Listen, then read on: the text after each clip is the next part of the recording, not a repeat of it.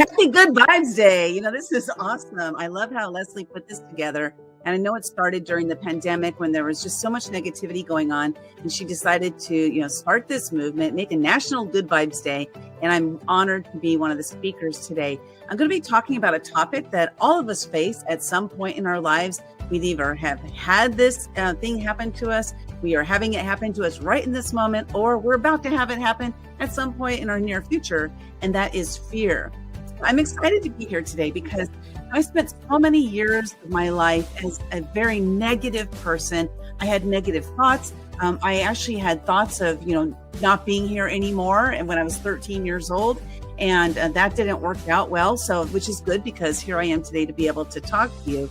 But the thing is that no matter what thoughts that we have, no matter what's going on in our lives, we always, 100% of the time, because it's our choice, we can choose to live with good vibes.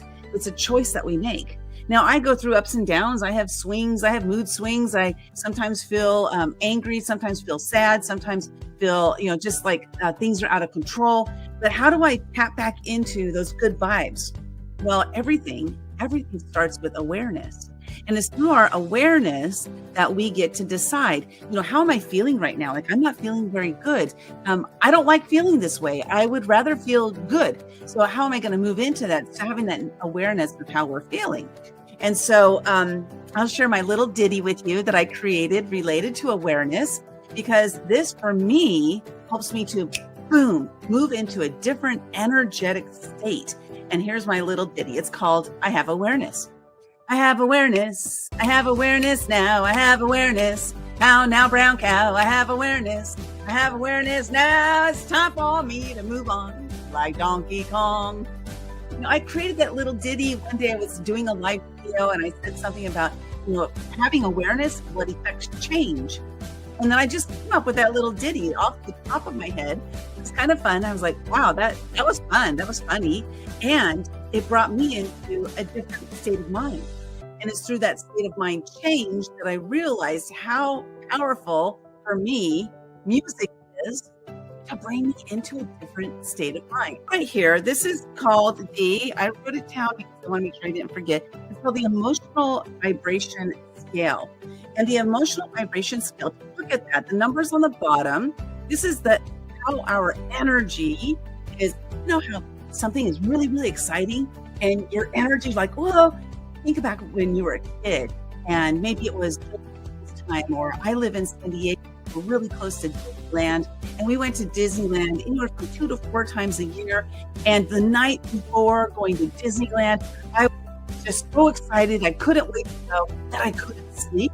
That was like a peaceful, like I was at number 600, joy, number 540. That's where my energy level was. It was like way high. Think about your own life now. How do you get those vibrations of the higher vibration, the lower vibration that we are when we're feeling sad, we're feeling shame, we're feeling guilt. You see on that scale right there, I put, I'm sharing this because fear is something I'm going to talk about today. How do we move out of fear into a state of being able to do that action that is fearing us? How do we do this? Well, fear is of low vibration. So first of all, we have to recognize or acknowledge or have awareness that I'm experiencing fear. Have awareness that, oh man, I'm feeling really down right now. Am I feeling shame or guilt? Where am I feeling? What am I feeling right now on that scale? And how do I move out of that level that I'm at into a higher level? Well, it's through that awareness that, okay, I'm feeling like this. I want to stay there. I'm okay. I'm okay feeling shame, guilt, fear. I'm okay with that. Or I'm not okay with that and I want to move out of it. And sometimes we can only move to the next level. So if I was feeling fear, I might just be able to move to that state of desire, which is raise my vibration to just a slightly higher vibration from 100 to 125. And so when I do that, I'm like, okay, I can change what I'm experiencing, what I'm feeling right now, and I can change it to the next level. But what about changing it lots of levels? Going from fear all the way up to, let's say, willingness. Let's see willingness. Now we've gone from 100 on this scale all the way up to 350. That's like halfway to enlightenment, which is like the ultimate. This is the ultimate state. It might be harder for some of us to get to that enlightenment. It took me many, many years to understand what enlightenment was, what it felt like, so I could know if I was there. So it's been through my journey of breaking through fears that has gotten me to that point. So I'm going to share with you, first of all, I wrote this book called Do It Because You're Scared, Do It Because You're Scared. And I realized that in 2015, I was age 51, you can do the math, I was breaking through one fear every single day for a year. And I decided to do this because I realized that fear was controlling my life. Rephrase that. I was allowing my fears to control my life, take full responsibility for my own life. I was allowing that to happen. So if something scary was about to embark on me, or like there was somebody who showed me something that I could do and I was scared, I wouldn't do it. I would let fear control me. So in 2015, when I decided to break through a fear every day that year, it was for a reason. The reason was because I'm letting my fear control my life, and I don't want to do that anymore. I want to take control over my fears. So that year, I had so many different realizations and just epiphanies that happened.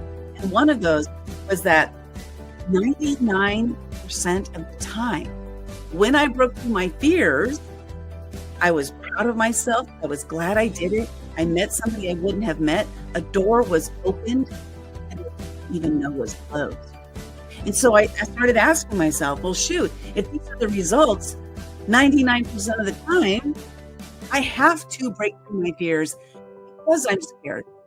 And that right there, my friends, just saying that one phrase, wow, this is fear. I have to do this because I'm scared. This put me into a place of empowerment. This put me into a place where my fear was no longer controlling me. I was controlling my fear. I was stepping into a place of like, what's going to happen? I don't know. And I'm excited to see what happens. And what ended up happening during that year, oh my gosh, it was astronomical. My changes, who I am, like I shifted from this negative person that was like, or I had all this negativity. I grew up in a very volatile, abusive, alcoholic household. And a lot of my friends were negative as well. I was, you hang out with people that you're like. I was negative, they were negative, and it just perpetuated more negativity. But once I started breaking through those fears, I started becoming positive. It was a shift that was happening slowly. It did take, probably a good 6 months. The first 6 months was spent just kind of like examining things, trying to figure things out, breaking through those fears, not really having much awareness about it. 6 months into it, I was like, oh my God, this is amazing. I'm so glad I did this. It has changed my whole life. It's changed my being. It's changed who I am. It's changed who I show up at. It was about 2 years after I broke through those fears that people started randomly calling me Sunshine. Sunshine's not my given name.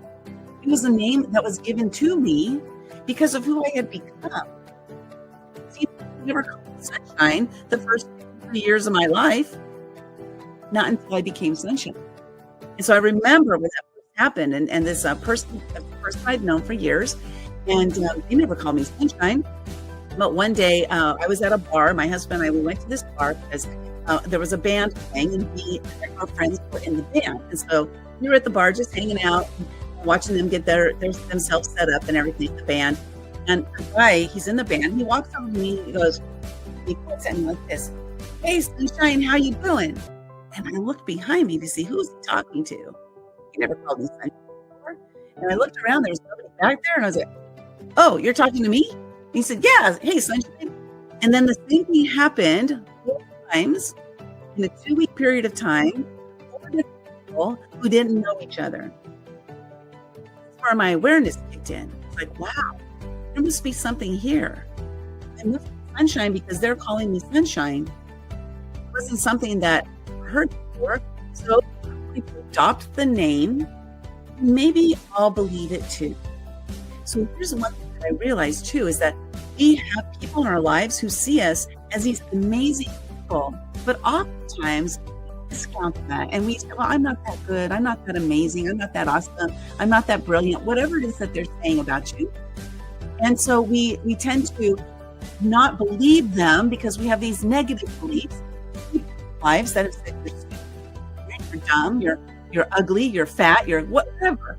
Like all these negative things that people have said to us, we've adopted those as our beliefs. What if we instead adopt positive things that people say about us and adopt those as our beliefs? So that was when I started doing that. When they called me Sunshine, I was like, I'm going to adopt this and see if I start to believe it. And I did start to believe it. And I started to show up as more sunshine because now I have awareness that I'm sunshine. And so I started showing up that way. It's so amazing how we can shift our minds from negativity. You know, I didn't know that I was in the dark until I was in the light. I lived that first 51 years in the darkness. So what I ask for you today is to think about what's something that scares you. What's something that scares you? Go out and do it because you're scared. See what the result is on the other side. See who you meet. See what door is opened. See what happens. See how your life shifts because you made a decision to do something, to step through that fear. See how your life changes. It has been amazing, just an amazing journey. Everything I'm doing today is based on breaking through those fears that year. Everything. My whole entire life has shifted with the exception of my birth family and my husband. I'm still married to the same man. We've been together for 36 years, but my whole entire life shifted. I never did a video prior to that. I was terrified to do a video. Now I've done thousands. I've been interviewed hundreds and hundreds of times. We've done over 7,000 live videos. I actually did count them, yes, to find out like, what is the number? And I just stepped into all this amazingness that's been out there. And it's because I broke through those fears every day for a year. You don't have to break through fears every day for a year. You just have to decide to break through that first one. And then that next one. So I want you to think about what's something that's holding me back. Is my fear holding me back from living a different life? And if it is, what do I need to do? What's the first step I need to do? I need to acknowledge, I need to have awareness that it's just fear. It's just fear. There's a saying that fear is false evidence appearing real. Well, the reality, and that is not true at all. I was brushing my teeth during that year. I was like, false evidence appearing real. There's nothing false about this. My fears don't appear real. They are real. They are real as real can be to me. My fears may not be fears for you. Your fears may not be fears for me. Sometimes we might say something like, well, yeah, I'm scared to do that. And somebody goes, why are you scared? That's dumb. Scared. Why are you scared of that? You know what? There's no judgment here. The reality is that you're scared. But what are you going to do about it? What are you going to do? You're going to let the fear control your life? Or are you going to say, I'm going to do this because I'm scared? You're going to become empowered with the decision to break through that fear. So on that scale, I don't remember if faith was on that scale or not, but if you think about faith and faith can't exist together, faith isn't on there. I'm just going to put it on there. We're going to put faith at number 700. Why not? Maybe that's enlightened.